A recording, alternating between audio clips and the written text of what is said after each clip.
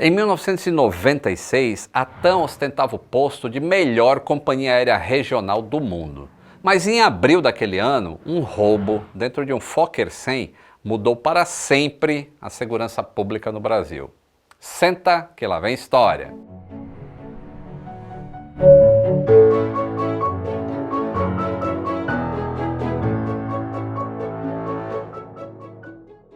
Saudações aeronáuticas, tudo bem por aí? Tudo bem. No dia 24 de abril de 1996, o Fokker 100 Papa Tango Mike Romeo Hotel pousou em São José dos Campos, no interior de São Paulo, para uma rápida escala até o seu destino final na capital paulista, a cerca de 90 quilômetros de São José. Aquela operação havia começado em Salvador, na Bahia, com o comandante Elvésio Rezende, de 48 anos, e o primeiro oficial Lorival Rodrigues, na época com 30 anos. Inaugurado na década de 1940, o aeroporto de São José dos Campos foi criado junto com o CTA, o Centro Técnico Aeroespacial, durante aquele plano de expansão aeronáutica do governo Getúlio Vargas. Desde 2004, o aeroporto leva o nome de Professor Urbano Ernesto Stanf, em homenagem ao coronel aviador e engenheiro aeronáutico formado na primeira turma do ITA, o Instituto Tecnológico de Aeronáutica. Na década de 1950, o professor Stanf desenvolveu importantes pesquisas no setor energético, que culminaram, sabe no quê? Na criação de carros movidos a álcool. Por isso que ele é conhecido como o pai do motor a álcool. Antes da gente ir para 1996, quando o aeroporto ainda era administrado pelo CTA, quero falar um pouquinho sobre segurança, sobre a palavra em si. Em inglês, safety e security podem ser traduzidos como segurança, apesar de terem diferenças entre si. O safety se refere à segurança que preserva a integridade física dos indivíduos. São as medidas de segurança que mitigam os riscos de acidentes ou a saúde, por exemplo. Já security é um sentido mais amplo, como a segurança de um país, de um patrimônio. São medidas de proteção para um território e os seus bens. Por exemplo, um malote de dinheiro está secured quando está dentro de um cofre. Eu estou falando tudo isso porque geralmente eu conto histórias da aviação para demonstrar que voar é seguro, é safe. Quando eu mostro os aprendizados do setor aéreo a partir de acidentes, eu uso como referência os relatórios finais. E a história de hoje é diferente. É sobre um caso com graves falhas de security. Antes da gente continuar, depois de falar em safety and security, quando eu comecei a carreira lá em 1981, com 14 anos de idade, não existia internet, nem todo mundo tinha TV com controle remoto, e eu comecei a aprender inglês traduzindo letras de músicas que tinha nos discos com dicionário do lado. Como seria bom se existisse o Cambly naquela época, hein? Eu teria realizado os meus sonhos muito mais rapidamente. It's so much easier now. Just go ahead and improve your career, improve your life. I do see what you say. I do think that students today have a resource that we wish we had when we were younger. Falar inglês pode ser o que falta para você realizar os seus sonhos. E você tem o Cambly, que eu não tive. Você pode buscar aulas de acordo com os seus interesses. Conversar em inglês é possível. Vocês me viram aí na aula. Basta você dar o passo que falta, que é clicar no link da descrição e encontrar o plano perfeito para você. Um roubo que aconteceu dentro de um avião antes da decolagem e que modificou toda a estrutura de segurança do estado de São Paulo. E infelizmente eu não estou falando no sentido positivo não, viu? Muito pelo contrário. Ih, rapaz. A interrupção desse voo não gerou um relatório final de acidentes do CENIPA, e sim páginas e mais páginas de inquérito policial, além de intensa cobertura jornalística, que foram usados como fontes até para esse episódio. Na quarta-feira, dia 24 de abril de 1996, a manhã estava tranquila no aeroporto de São José dos Campos. Por volta das 9 da manhã, o Fokker 100 da TAM, vindo de Salvador, estava terminando o embarque dos 35 passageiros daquela escala. Um processo até muito rápido, já que quase não havia barreiras entre o acesso ao aeroporto e o avião. Era só apresentar o bilhete aéreo, que o passageiro entrava na sala de embarque, sem nenhuma revista detalhada, sem detectores de metais, que aliás eram aparelhos pouco usuais nos aeroportos do interior, principalmente naquela época. A gente até viu, lembra o caso da bomba no TAM, no episódio aqui, ó, episódio 1163? É isso aí. Muitas vezes nem exigiam apresentar um documento que identificasse na hora do embarque. Em aeroportos regionais, era comum que o passageiro se identificasse só na hora de comprar passagem. Na hora que embarcar, só mostrava o bilhete e ia embora. Isso não era conferido pelos agentes de rampa, pelos agentes de passageiro, nem por comissários, nada. 3 passageiros embarcaram naquele voo com nomes falsos: Paulo Rodrigo, Marcelo Costa e José Oliveira. Escolhas bem genéricas, né, não? Bom, no aeroporto de São José, os passageiros mais atentos notaram durante o embarque que 2 carros fortes estavam estacionados na pista, carregando o porão do avião, com cerca de 20 malotes de dinheiro. Às 9h15, a tripulação do Mike Romeo Hotel estava prestes a fechar a porta do avião e finalizar o embarque. Segundo as comissárias, nada atípico ou suspeito foi identificado entre os passageiros. Já uma passageira, que estava na primeira fila, relatou que percebeu algo incomum no passageiro que estava sentado na mesma fila, só que do outro lado do corredor. Ele estava usando uma barba postiça, que começou a descolar aqui, ó, na altura da costeleta. E aí ela ficou olhando ali, o disfarce chamou a atenção, né? E ela toda hora olhando, continuou encarando o homem, e o homem toda hora tentando colar a barba. E aí ele parecia um pouco tenso e colocou uma bala na boca. Só que aí quando ele começou a mastigar a bala, aí o bigode também começou a desgrudar. O que não desgrudou foi o olhar atento da moça ali sentado do lado dela. E aí como é que o cara demonstrou desconforto com a passageira? Ele pegou e abriu assim a camisa dele e mostrou o cano de uma metralhadora que ele estava carregando junto ao corpo. A passageira, nesse caso, ficou meio sem reação. Apenas aguardou os poucos segundos entre identificar uma barba postiça e o anúncio do assalto. Os 3 assaltantes entraram no avião como passageiros comuns, porém uma bagagem de mão reforçada. Eles se levantaram mostrando metralhadoras Uzi. 2 foram em direção à cabine de comando e apenas um ficou rendendo todos os outros passageiros. Este cara pediu para que todos abaixassem a cabeça. E aí um passageiro mais distraído chegou até a levar uma bronca do assaltante, porque ele não desligou o celular, mesmo depois de 2 pedidos mais educados. Isso, ó, nem existia rede social nessa época, até o telefone era desse tipo aí, ó. O assaltante parecia calmo e confortava os reféns, dizendo que a gente só quer o dinheiro, ninguém vai se machucar, o dinheiro tá lá no porão. A chefe das comissárias de bordo chegou a dizer para a imprensa na época que os ladrões foram muito discretos e não chegaram a assustar os passageiros. Não teve violência física contra os passageiros e nenhum chegou a ficar em pânico. Ainda assim, o assaltante insistia para que ninguém olhasse para o rosto dele. E eu não sei se é algo de barba postiça ou não. Um outro passageiro desconfiava que aquela cena era na verdade um sequestro.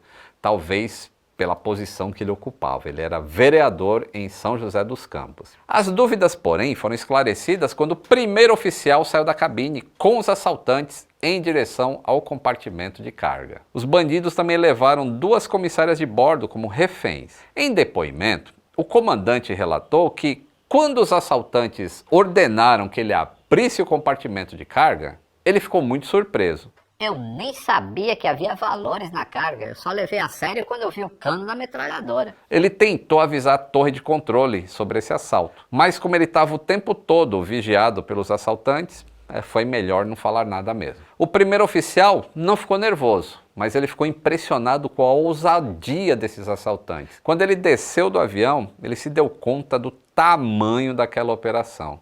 Do lado do Fokker 100 da TAM, estava estacionada uma caminhonete com mais 3 assaltantes armados com fuzil AR-15, que é de uso restrito das Forças Armadas, e também AK-47, além de pistolas semiautomáticas. A equipe de solo do assalto arrombou o portão que dava acesso à pista de pouso e já tinha um plano de fuga muito bem arquitetado. E também fizeram um funcionário do aeroporto de refém, que foi obrigado a localizar os malotes de dinheiro entre as bagagens. Quem conhece outras histórias de assalto a avião pode estar se lembrando de um outro episódio que também teve o mesmo modus operandi, que aconteceu 4 anos depois. Esse foi em 2000, quando um Boeing 737 da VASP teve a rota desviada em voo depois de um sequestro.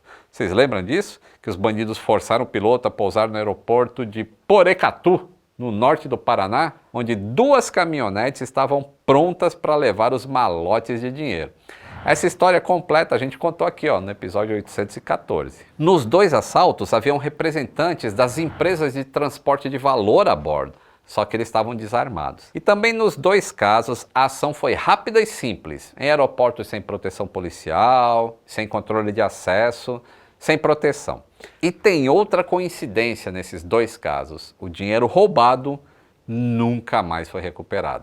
Em 1996, o primeiro valor anunciado pela transportadora de valores foi de R$500 mil.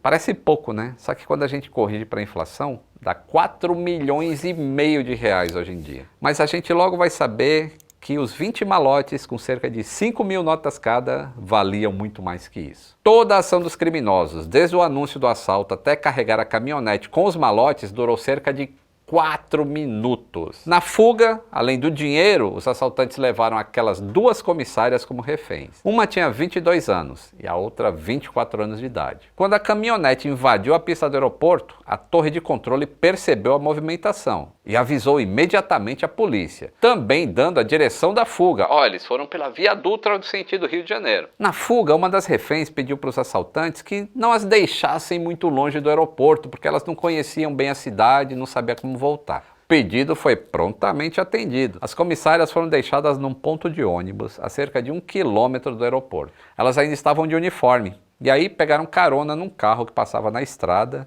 e o carro levou elas de volta para o terminal. E apesar do tom de brincadeira, depois do trauma, nem tudo foi diversão, viu? Em depoimento à polícia, uma delas revelou que foi difícil manter a calma quando se tem uma arma nas costas. Ainda assim, na delegacia, elas já se sentiam prontas para a próxima viagem. Uma dessas comissárias era Flávia Fussetti Fernandes, que faria parte da tripulação de outro Fokker 100, o voo 402, que interrompeu a sua vida. Isso aconteceu 6 meses depois desse sequestro. Essa triste história do episódio do voo 402 da TAM, tá aqui, episódio 608. Foi um dos mais difíceis que eu já gravei. Mas de volta ao caso policial com o Mike Romeo Hotel. Os assaltantes mudaram de carro durante a fuga. Depois que eles liberaram as comissárias, eles subiram numa Saveiro com placa de Taubaté. Já tinham se passado 15 minutos desde o anúncio do roubo. A estratégia da polícia foi bloquear a rodovia Dutra, no quilômetro 147, colocar um caminhão atravessado.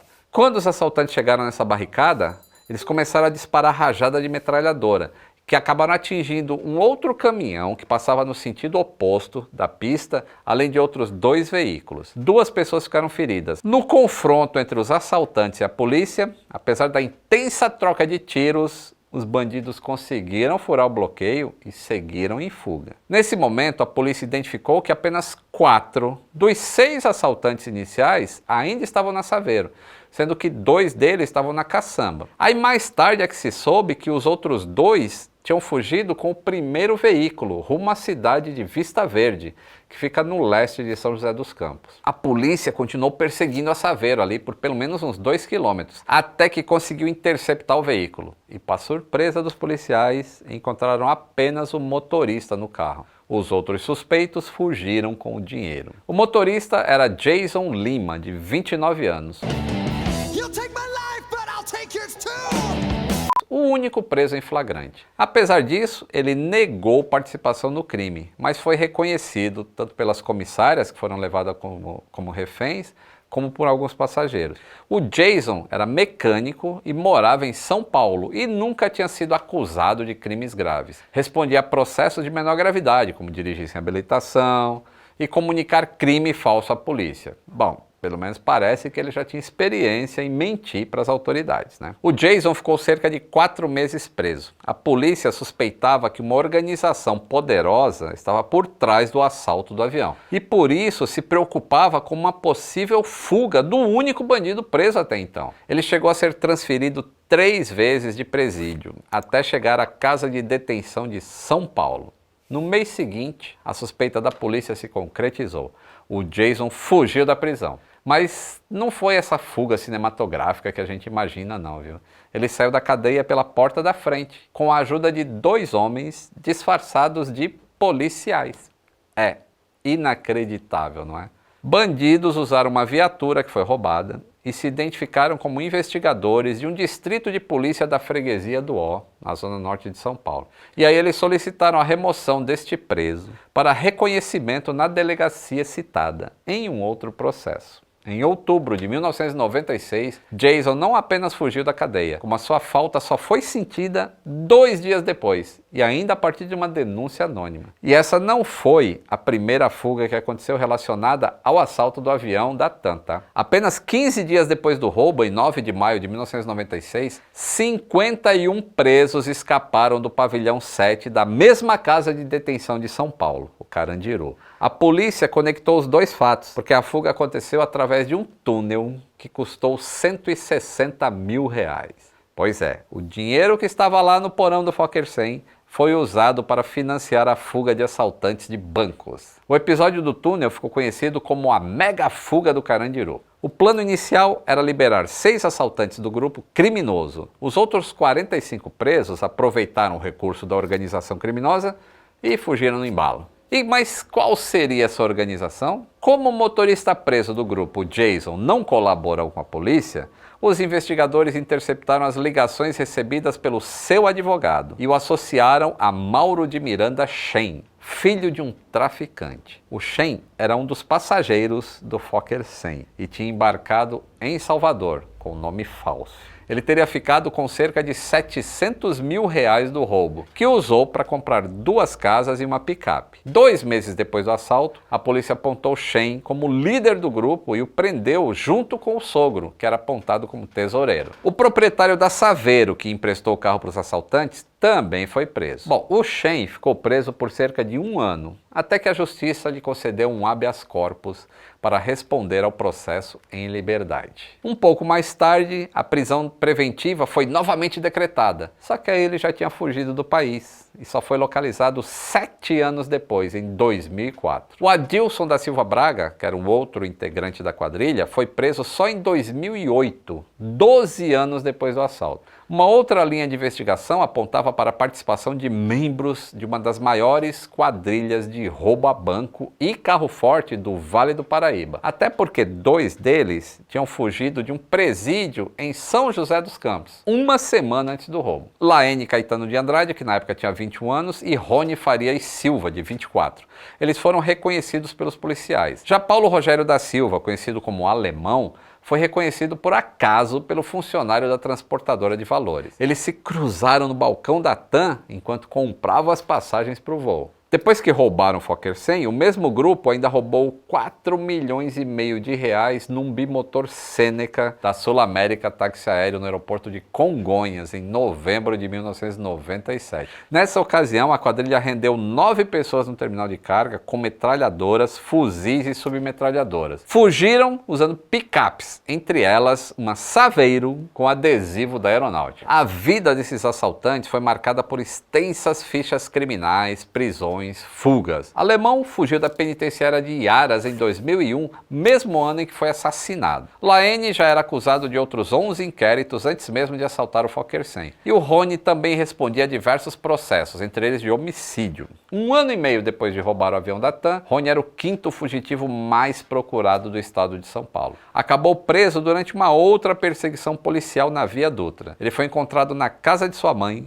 com uma metralhadora Uzi, provavelmente a mesma usada no assalto do avião. A sua ficha criminal continuou crescendo, assim como a sua influência no crime. Em 2014, ele foi preso pela última vez por associação à facção criminosa. Estava novamente na lista dos bandidos mais procurados do estado. A facção criminosa é o PCC. Tanto que Rony era conhecido como Roninho do PCC. Para a polícia, o dinheiro roubado no avião da TAM foi usado para estruturar o primeiro comando da capital, com a possível participação de Marcola, apontado como líder da organização. Para os investigadores, o roubo das aeronaves, o assalto ao banco, os carros fortes, que foram todos realizados pelo grupo de Rony, podem ter contribuído para a expansão do PCC em diversas penitenciárias do estado de São Paulo. Só no Fokker 100 foram desviados cerca de R$6 milhões, e não aquele valor inicial lá. Lembrando que a facção foi fundada na Casa de Custódia de Taubaté,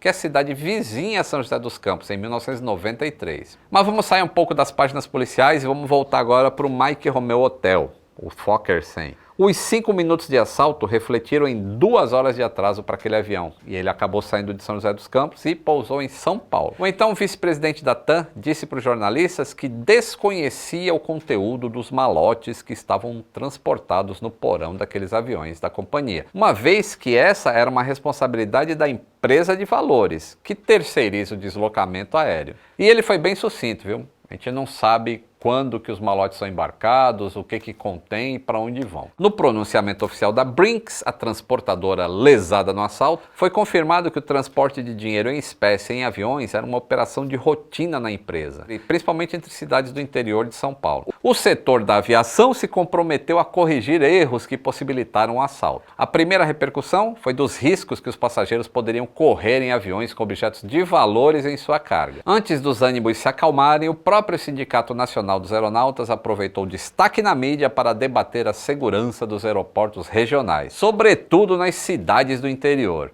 O sindicato já apontava a necessidade de equipar todos os aeroportos com detectores de metais e investir em fiscalização adequada.